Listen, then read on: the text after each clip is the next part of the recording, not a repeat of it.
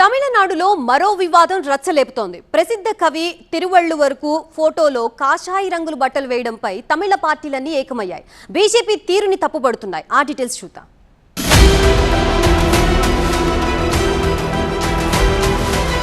తమిళనాడులో ప్రసిద్ధ కవి తత్వవేత్త తిరువళ్ళువర్ ఫోటో చుట్టూ జరుగుతున్న వివాదం తీవ్ర స్థాయికి చేరింది. బీజేపీ కొందరు హిందుత్వ నాయకులు తిరువళ్ళువర్కు కాషాయ వస్త్రాలు, నుదుటిపై విభూతి, మెడలో రుద్రాక్షమాలలు వేయడం రాజకీయ రచ్చకు కారణమైంది. లోక్ భవన్లో తమిళ క్యాలెండర్ ప్రకారం తిరువళ్ళువర్ జన్మదినంగా భావించే వైశాఖ అనూషం వేడుకలను నిర్వహించారు. తమిళనాడు గవర్నర్ రాజేంద్ర విశ్వనాథ్ అర్లేకర్ లోక్ భవన్లో ఏర్పాటు చేసిన తిరువళ్ళువర్ చిత్రపటానికి పూలమాల వేసి నివాళులర్పించారు. అయితే ఆ చిత్రపటంలో తిరువళ్ళువర్ కాషాయ వస్త్రాలు, నుదుట విభూతి, మెడలో రుద్రాక్షలతో దర్శనమివ్వడం తమిళనాట తీవ్ర వివాదాస్పదమవుతోంది.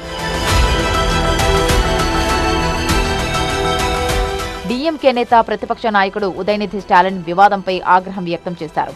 రాష్ట్ర ప్రభుత్వం అధికారికంగా జనవరిలోనే తిరువళ్ళువర్ దినోత్సవాన్ని జరిపిందని, ఇప్పుడు హఠాత్తుగా మే నెలలో వేడుకలు నిర్వహించడమేంటని ప్రశ్నించారు.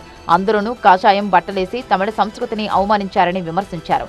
అటు టీవీకే మంత్రులు సైతం స్పందిస్తూ సముద్రాన్ని ఒక కుండలో బంధించలేనట్టే ఒక కవిని నిర్దిష్ట మతరంగులో బంధించలేరని గవర్నర్ చర్యలను ఖండించారు. తిరువళ్ళువర్ ప్రపంచానికి సమానత్వాన్ని బోధించారని, ఆయన ఏ ఒక్క మతానికో చెందినవాడు కాదన్నారు.